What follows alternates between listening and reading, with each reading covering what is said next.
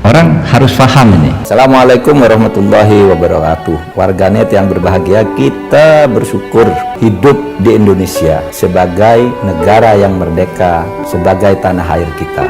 Mari cintai tanah air kita ini agar kita bisa melaksanakan perintah Allah dengan sebaik-baiknya.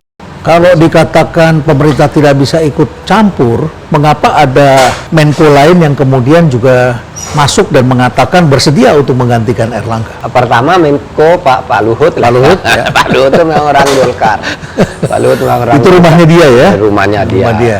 Yang kedua, meskipun dia Menko, kalau nanti menempuh prosedur-prosedur yang tidak konstitusional ya kita tolak. Saya akan bilang pada dia ini prosedurnya tidak benar. Tapi kalau benar ya silakan, itu kan rumah dia ya. Ya. Kalau kebutuhan dari dalam sudah menghendaki itu dan prosedurnya terpenuhi, tapi ini silakan kan aja. ini tidak menutup persepsi publik karena beliau adalah sesama menteri. Ya. Seakan-akan ini adalah perintah. Kalau saya Pak punya pengalaman, Pak Jokowi itu tidak suka ikut campur, tapi juga tidak begitu suka melarang. Kan buktinya ada dulu kasus lain ya, Pak Muldoko. Pak Muldoko.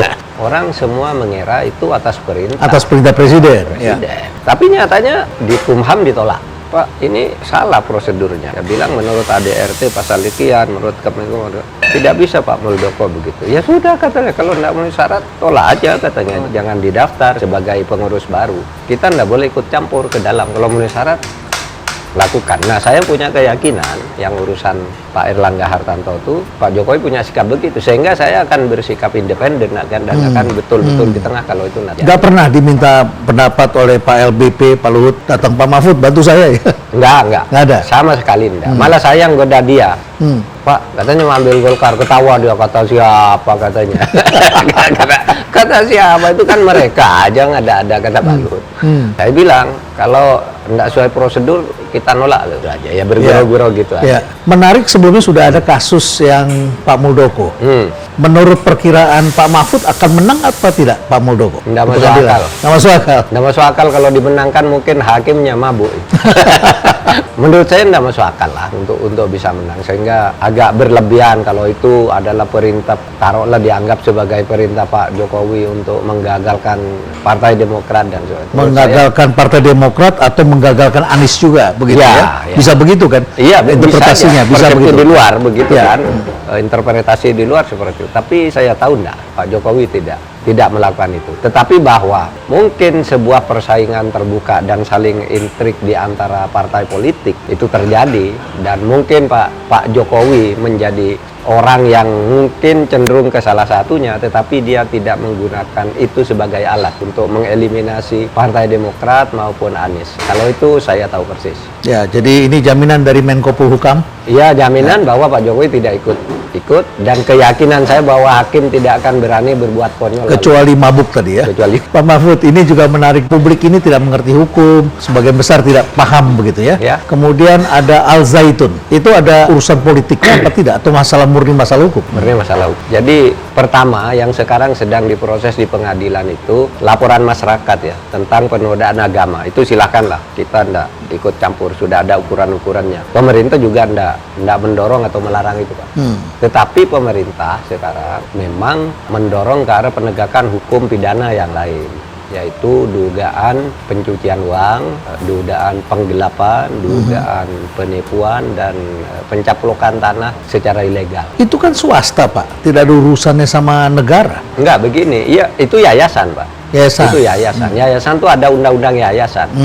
Setiap kekayaan yayasan harus atas dilaporkan. nama yayasan. Ya. Iya, dilaporkan dan itu milik yayasan. Kalau misalnya itu yayasan lalu atas nama saya sebagai orang, kalau saya meninggal nanti kan nggak bisa balik ke yayasan. Kalau sudah jadi masuk ke kalau ditulis pribadi, nama Mahfud, ini yayasan yayasan perubahan, punya tanah 6 hektar, lalu atas nama Mahfud misalnya, saya meninggal, nggak bisa kembali ke nggak bisa, karena ini aktanya Dan bisa sebaliknya kalau sudah masuk di yayasan tidak bisa dipindahkan ke pribadi. Iya, betul.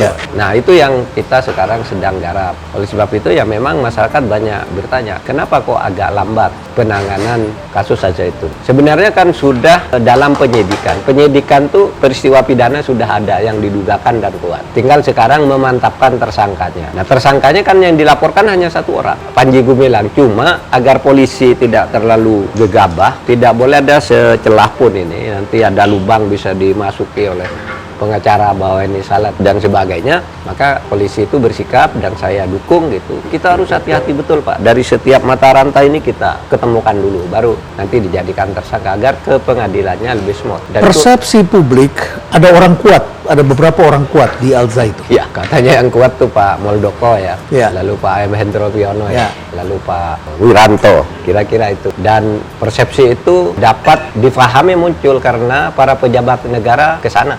Pak Habibie dulu konon, dan ada buktinya bahwa Pak Habibie pernah memberi bantuan itu lebih dari 1 triliun. Oh, Pak Habibie ya, lebih dari 1 triliun. Lalu, wah ini kok muncul terus setiap mau pemilu selalu muncul kan. Saya lalu tanya, siapa sih hendak kok gini muncul terus? Ya itu Pak. Jadi setiap pemilu muncul di Al Zaitun itu. Iya, dan pejabat-pejabat pada ke sana. Termasuk itu tadi, jenderal-jenderal itu tadi. Nah, saya sudah bicara dengan mereka semua nih bertiga. Ya, saya katakan, Pak Hendro, ya ceritanya memang sama dengan yang ada di masyarakat, bahwa itu Pak, itu tuh dulunya adalah Komandemen Wilayah 9 dari Negara Islam Indonesia. NI itu confirm ya?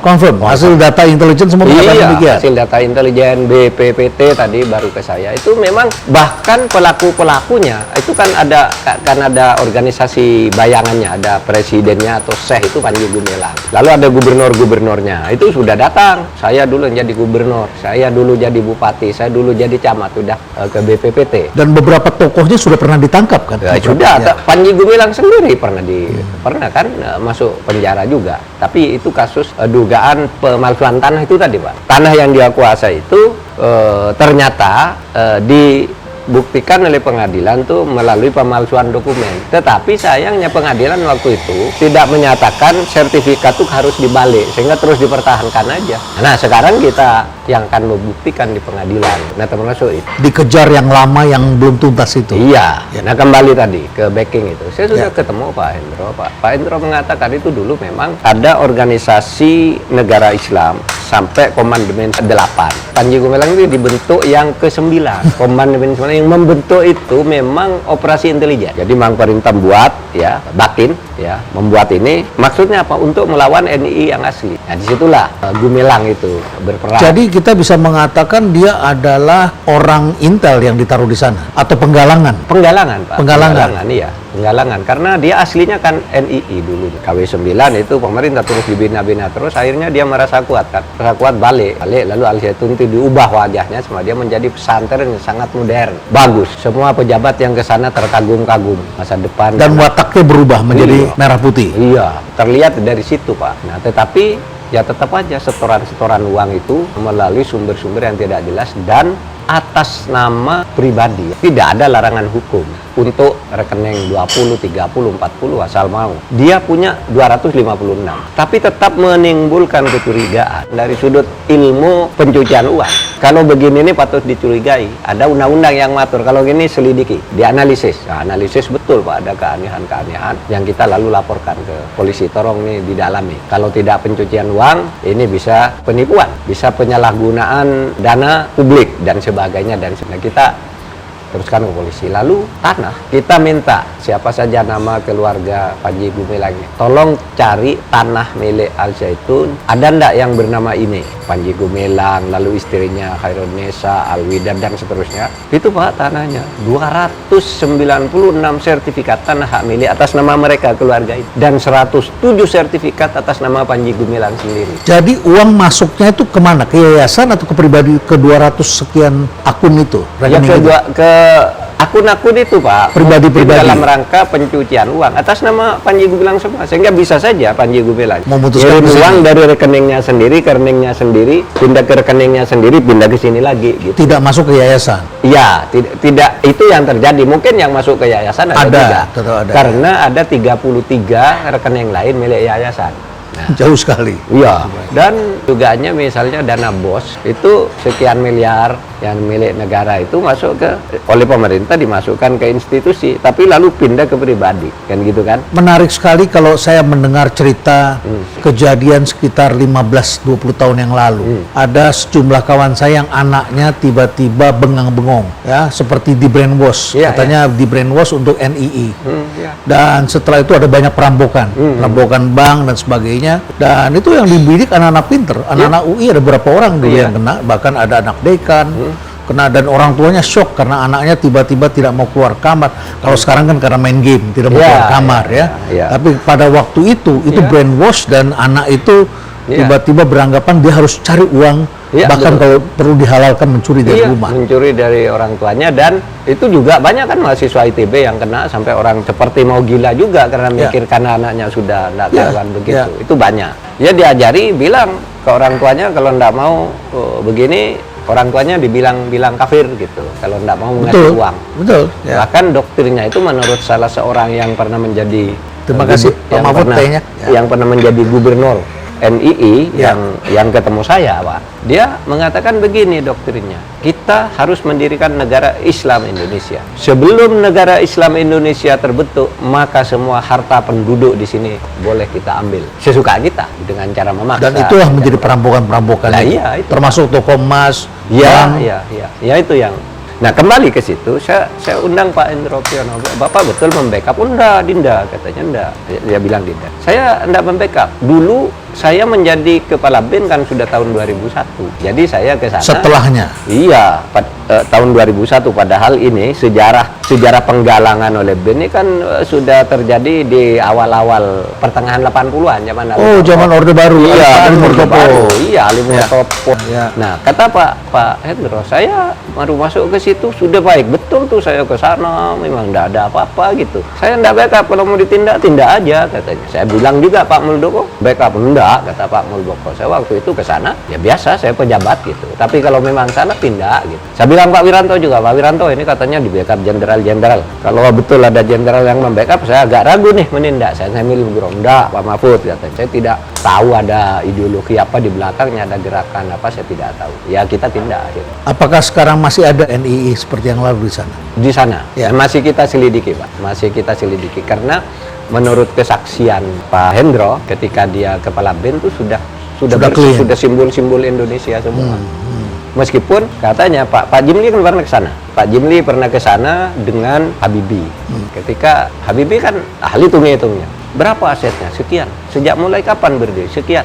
Tidak mungkin katanya. Kata Pak Habibie, bilang ke Pak Jimli. Tidak mungkin usaha apapun, tidak mungkin. Sekian. Kalau usahanya jenis-jenis itu katanya. Sampai begini banyak, taruhlah triliunan dengan ribuan hektar tanah. Nah di situ maka penjelasannya kemungkinan kalau tidak mungkin ini kenapa bisa terjadi.